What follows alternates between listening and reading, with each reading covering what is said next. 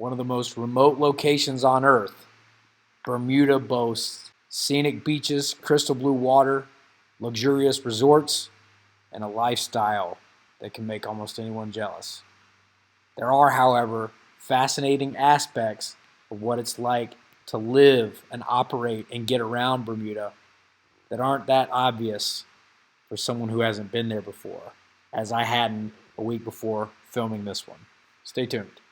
So far, it's incredibly beautiful and it's full of houses with vibrant colors, cliffs, nice people, very safe, and doesn't really feel like a foreign country just yet because I haven't gotten lost.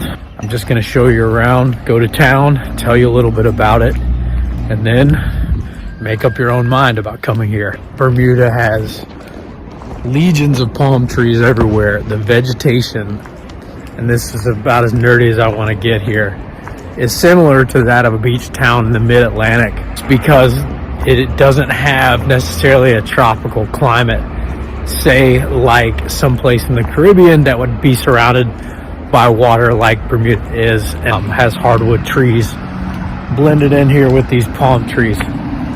I have reached the beach club at the Rosewood Hotel. The water here is incredibly blue, light blue almost, which is not characteristic of the mid-Atlantic that borders, say, Virginia or parts north and parts south. But this beach club is pretty spectacular. The one thing I've noticed so far after riding a scooter around about 3 miles is that there aren't that many gates anywhere, which makes a hell of a lot of sense because if you're on Bermuda, you've probably shown some semblance of not being a criminal. The roads are really narrow, which is cool. The topography here is that of, say, like hill country. So if you've ever been to Austin, Texas has similar topography and changes in elevation. All right, so I'm walking along North Shore Drive, I think it is. It winds around the northwest corner of Bermuda. My GPS to the gym that I went to this morning was about a mile off. I've determined best to walk. What I'm about to do now is hitchhike because I got to be somewhere in an hour. Now I still got to figure out whether I'm going to take a bus or a scooter. So here's to hitchhiking in Bermuda. Well, that was a rush. I just hitchhiked like a mile on it, but I was holding on to the back with my arms behind my body, so it was actually really dangerous. Nonetheless, I made it to that traffic circle. I can't confirm it, but I think the same guy I asked for directions earlier to get to the gym I was going to gave me a ride. It was one of those scooters. I tried to give him an ice cream and he wouldn't accept it. I got one of these oleander bikes. I've learned that the bus rides, while very efficient and clean, pass right there. The pink ones go into town, the blue ones come out of town. The 3-day pass is $44. And I know that's fine, that's, plenty of rides, but while it doesn't go to a pinpoint location, just like all other buses. Anyway, so I'm on this oleander e-bike. You can sign up. It took me like 2 minutes to sign up.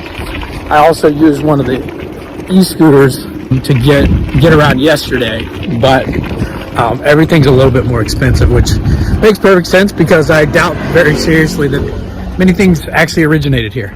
Consider this a short intermission being filmed when I got back from my vacation to Bermuda.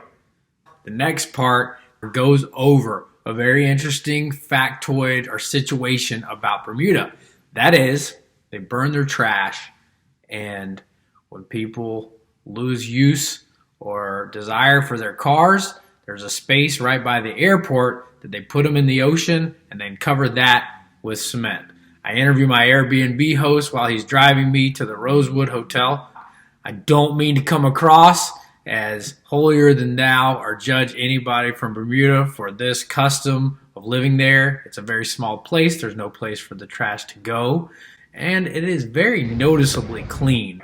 So it might be a consequence of the way they carry out their waste management. Bermuda's awesome, and I can't wait to go back there. I just wanted to fill you in on all the things I could document between all the festivities for the wedding I was there for. Stay tuned.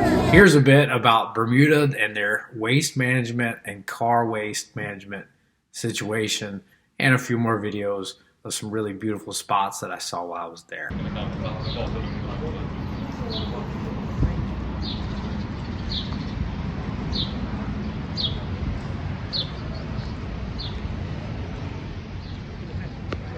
Trash all goes to one place, right?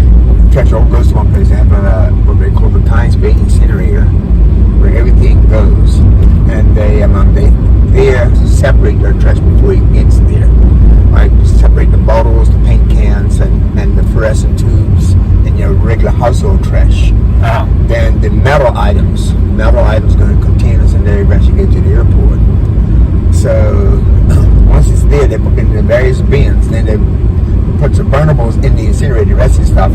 They compact it, and then they would take it to the airport. If they don't, take it to the trash compacting place where they compact the metal and then put it in containers and ship it somewhere in the U.S. And they might do the recycling of it. So unfortunately, they only do we used to have the trash pick up twice a week. Okay. Nowadays, they only pick the trash up once a week, and the recyclables are picked up every other week. And it's caused a major problem because you have to be able to have somewhere to store your trash while it's going off, and you don't want to have old trash rotting. Like for instance, you have a fish carcass. You don't want that in your trash can inside the house going off. Sure. So the only option, if you can't move it, is to freeze it. So what we do, no matter what, whenever we go toward the city, we put the trash in the car and we deliver it straight to the incinerator. So you put the fish carcass in the car? Fish carcass in the car, we put them in the process. They would be frozen, right? We put them in trash bags and we physically take it to the dump. There's a drive-through. Yep. There's a dump. Guy there helps you get it out of your car, and then he puts it in the bins and you drive off. And they're open 7 days a week from 7 to 7. Yeah. Interesting. What were you saying about what they do at the So dump? Once the stuff goes into the incinerator, the burning of the ash, burning of the trash, I'm saying, creates. They have generators that produce electricity, and while that is happening, the generators are pushing the electricity back into the grid that belongs to the utility company going up through here. Yes. Through the utility company, right? And then the people who have the ability to attach to utility will get a refund on the electricity that they use. So in the meantime, all the stuff that comes out of the incinerator, they have scrubbers and all that type of stuff in there to separate all the stuff and to make sure that there's no pollutant going into the air. That stuff then will go and is put in big canisters, and then they mix it right there on the site with whatever other stuff they use. There's a cement base or whatever to make the mixture that they use to take to the airport to make the what do you call it, the covering. So does it to make the pylons? You say make the pylons, whatever they want to use it for. Building materials. And what they do is they have these big trays down there that when the trucks that are mixing there, like concrete mixing trucks, they take them and they put them into these trays. And then once the stuff is in those trays, they date it. They date it when it was put in to get some idea as to how long it was there, so it gives it an ample amount of time before they try to reuse it. Yeah. And then those canisters, when they're ready to use them, they pull those canisters out, and then they can be moved to anywhere along the shoreline. Everything. So if we have erosion because of hurricanes or that type of stuff, right? Yeah. They can use those same blocks that they've made to secure the shoreline. Okay. Yeah. So briefly going over what you just heard from my Airbnb host. Right above the wall of this bridge that we're going over is kind of a jutting out peninsula, and that is actually my understanding of where cars are filled or covered with concrete. See it? If it didn't come across in this video, I want to go back to Bermuda as soon as I can. It's beautiful, and as you see here at the Rosewood Hotel, where my friend's wedding was, there are many lovely buildings, resorts, and hotels that you can go to and enjoy. So go to Bermuda. It's cool and it's interesting.